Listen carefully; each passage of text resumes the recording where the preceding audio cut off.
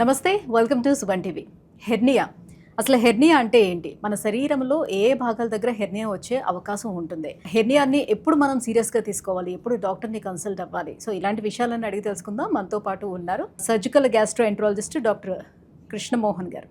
Hello sir. నమస్తే అమ్మా. Sir, hernia sir, so జనరల్గా హెర్నియా అనేటప్పటికీ అందరికీ పొత్తి కడుపు భాగం అయితే గుర్తుకొస్తూ ఉంటుంది. సో మ్యాక్సిమం హెర్నియా అనేది అక్కడే వస్తుంది అని. సో చాలామంది చాలా నెగ్లెక్ట్ చేస్తూ ఉంటారు. ఊరికనే దాన్ని టైట్గా బ్యాండ్ చేసి కట్టుకోవడం లాంటివి తిరుగుతూ ఉంటుంది అని చెప్తుంటారు. నిజానికి మన బాడీలోని హెర్నియా అనేది ఏ పార్ట్లకు వస్తూ ఉంటుంది, ఎందుకు వస్తుంది? హెర్నియా అనేది ఏంటంటే లోపల ఉన్నటువంటి అవయవాలు స్కిన్ కిందకి చేరడం, అంటే కడుపు గోడని చీల్చుకుంటూ కిందకి రావడం, స్కిన్ చర్మం కిందకి, దాన్ని హెర్నియా అంటాం.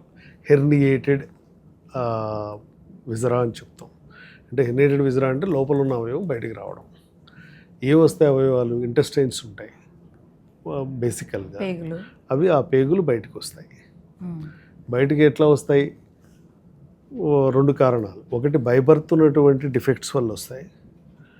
రెండు, ఏదైనా ఆపరేషన్ చేయించుకున్నప్పుడు కుట్లు ఊడిపోతే వస్తాయి. ఈ రెండు కారణాల వల్ల వస్తాయి. సో బైబర్త్ ఉన్న డిఫెక్ట్స్ వల్ల ఏవి రావచ్చు? ఒకటి బొడ్డు దగ్గర అంబిలికల్ హెర్నియా అంటాం దాన్ని. రెండు, గజ్జల్లో ఇంగ్వైనల్ హెర్నియా అంటాం.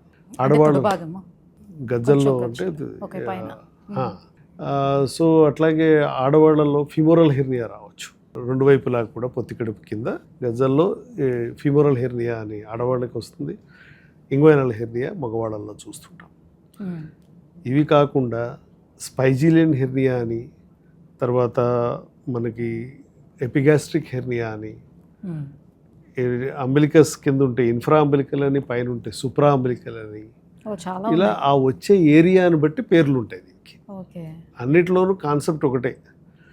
మనకి కడుపులో ఒక 7 రకాల లేయర్స్ ఉంటాయి, 3 రకాల మజిల్స్ ఉంటాయి.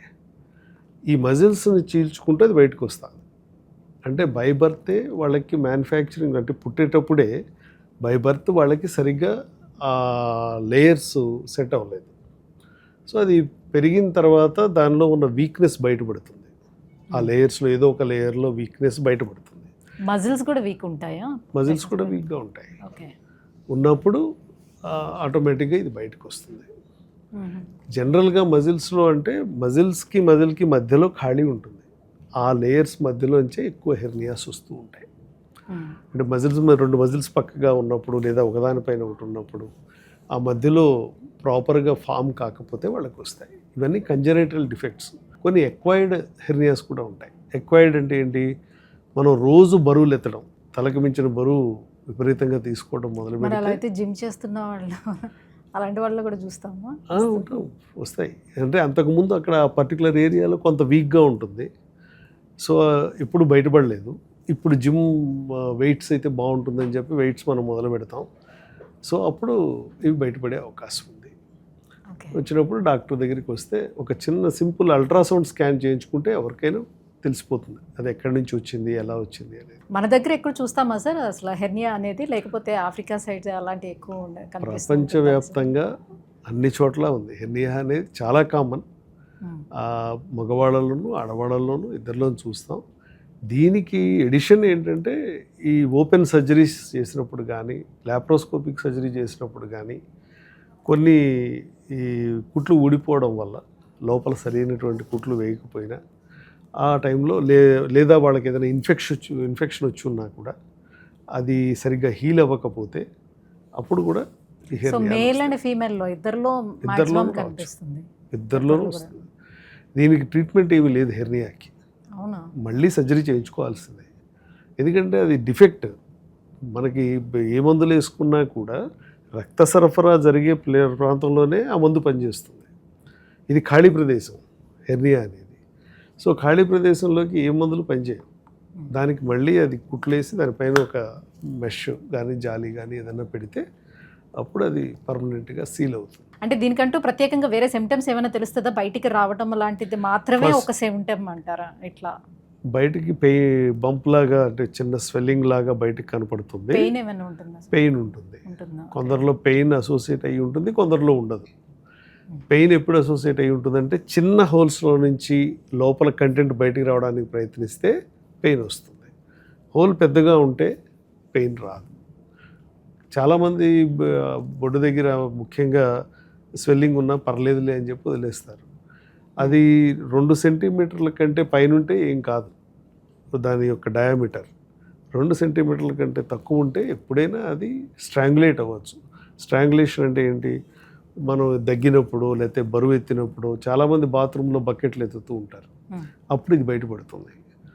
కొంచెమే కదా లోపలికి వెళ్ళిపోతుంది అనుకుంటారు. కానీ అది ఏదో ఒక రోజు మనం దగ్గినప్పుడు, ఫోర్స్ఫుల్గా దగ్గినప్పుడు కానీ, మోషన్కి వెళ్ళేటప్పుడు ముక్కితే కానీ, ఇవి ఒక లూప్ కాకుండా 2 లూపులు వస్తే అది అలా పట్టుకుంటుంది. అప్పుడు అది చాలా ఎమర్జెన్సీ అవుతుంది. అది వితిన్ 6 to 8 hours వాళ్ళు ఆపరేషన్ చేయించుకోవాలి.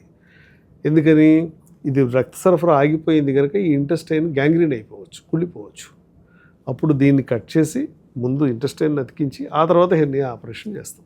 ఇవి ఎమర్జెన్సీ. అంటే ప్రాణాంతకంగా కూడా మారే అవకాశాలు 100% ఉన్నాయి. అందుకని అది నార్మల్గా నేను అందరికీ చెప్పేది, హెర్నియా ఉన్నప్పుడు నార్మల్గా ఉన్నప్పుడే వెళ్ళి చేయించుకోవడం అన్ని విధాల శుభదాయకం అందరికీ. సో శస్త్రచికిత్స చేయించుకున్న తర్వాత కూడా మళ్ళీ మళ్ళీ రావడానికి వాళ్ళకి ఏమైనా ఛాన్స్ ఉంటుందా? ఆ మెష్ అనేది కరెక్ట్గా ప్రాపర్గా పెట్టకపోయినా కూడా ఏమైనా ఇబ్బందులు వచ్చే అవకాశం ఉంటుందా? హెర్నియాలో రకరకాల టెక్నిక్స్ ఉన్నాయి. అంటే ఓపెన్ చేసి చేయొచ్చు, మనం లాప్రోస్కోపీ పద్ధతిలో చేయొచ్చు, రోబోటిక్ సర్జరీ పద్ధతిలో చేయొచ్చు. ఏదైనా సరే మనం ఉన్న హోల్ని కుట్టేసి దాని పైన లేకపోతే దాని కింద ఒక మెష్ పెడతాం.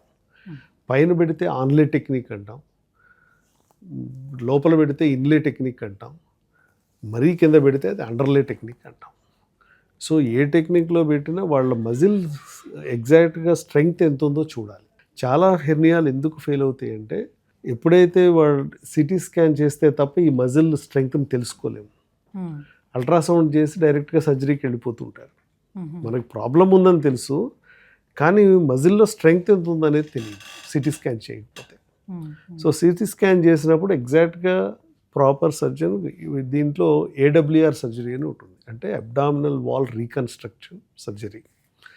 ఇది చూడాలి అంటే బేసికల్గా ఏం చేస్తున్నాం, ఈ కన్స్ట్రక్టివ్ ఎలిమెంట్స్ అన్నీ కరెక్ట్గా ఉన్నాయా, మజిల్ స్ట్రెంగ్త్ కరెక్ట్గా ఉందా, డయామీటర్ కరెక్ట్గా ఉందా అని చూస్తున్నాం. ఎక్కడైతే వీక్ స్పాట్ ఉందో ఎగ్జాక్ట్గా ఆ వీక్ స్పాట్కి వెళ్ళి అక్కడ మెష్ పెడతాం. అప్పుడు మళ్ళీ హెర్నియా రాదు. అలా కాని పక్షంలో ఎప్పుడైనా హెర్నియా వచ్చే అవకాశం ఉంటుంది. అందుకని ప్రాపర్ సర్జన్ని ఎంచుకోవడం చాలా ఇంపార్టెంట్. ఆ తర్వాత ఈ హెర్నియా అనేది లిటరేచర్ ప్రకారం చూస్తే అట్లీస్ట్ 1 to 2% రికరెన్స్ రేట్ ఉంటుంది. అయితే ఈ ప్రాబ్లమ్స్ అన్నీ ఇవే. అంటే వాళ్ళల్లో తర్వాత ఇన్ఫెక్ట్ అవ్వడం కానీ, స్కార్, లేదా వాళ్ళు సరైన మెష్ యూజ్ చేయకపోవడం కానీ. మెష్లు కూడా ఎట్లా ఉంటాయి, అన్ని మెష్లో కూడా టెక్నాలజీ బోల్డంత పెరిగింది. 300 రూపాయల నుంచి 1,00,000 రూపాయల దాకా మెష్లు. సో అందుకని చాలామంది పేషెంట్లు అక్కడికి వచ్చి డాక్టర్ దగ్గర బేరమాడుతూ ఉంటారు. ఇది 60,000లో చేస్తారా, లేకపోతే 1,00,000 ఎందుకు అవుతుంది, లేకపోతే 3 లక్షలు ఎందుకు అవుతుంది, వేరే దగ్గర తక్కువకే అవుతుంది కదా, వేరే పక్కన హాస్పిటల్లో తక్కువలో అయిపోతుంది కదా. వాళ్ళు అడగాల్సినటువంటి ప్రశ్న ఏంటంటే, ఇది మళ్ళీ రాకుండా ఉంటుందా, ఇదే బెస్ట్ టెక్నాలజీ అవైలబిలిటీ ఉందా అనేది ఈ 2 ప్రశ్నలు అడిగి తెలుసుకోవాలి. గూగుల్ చేసినా కూడా ఇవన్నీ కూడా అందరికీ చూసుకోవచ్చు. ఇది అర్థం చేసుకుంటే అప్పుడు వాళ్ళు ఎలాంటి సర్జన్ చూస్ చేసుకోవాలి, ఎలాంటి మెష్ వాడుకోవాలి అనేది వాళ్ళకి క్లారిటీ వచ్చేస్తుంది. సో ఆఫ్టర్ సర్జరీ తర్వాత కూడా తీసుకోవాల్సినటువంటి ప్రికాషన్స్ ఏమైనా ఉంటాయా? బరువులు ఎత్తకూడదు. మనం ఏ ఆపరేషన్ చేసినా ఒంటి మీద స్కార్ మెచ్యూర్ అవ్వడానికి 90 రోజులు పడుతుంది. 80% మెచ్యూర్ అవుతుంది. మిగిలిన 20% ఫైబ్రల్ స్కార్ ఫామ్ అవ్వడానికి మీకు ఎంత లేదన్నా కూడా 2 years పడుతుంది. 1.5 year to 2 years పడుతుంది. అంటే మొదటి 3 నెలలు చాలా జాగ్రత్తగా ఉండాలి. ఆ తర్వాత 1.5 year పాటు బరువులు ఎత్తకూడదు. 5 కిలోల కంటే బరువు ఎత్తకూడదు. 2 ఏళ్ల తర్వాత 100 కిలోలు ఎత్తినా ఏం కాదు. ఎందుకంటే scar is much more stronger than regular tissue. Thank you sir. So hernia అనేది ఎందుకు వస్తుంది, ఎన్ని రకాలుగా ఉంటుంది, దీనికి అందుబాటులో ఉన్నటువంటి ట్రీట్మెంట్స్ గురించి కూడా ఎక్స్ప్లెయిన్ చేసినందుకు thank you so much. Thank you.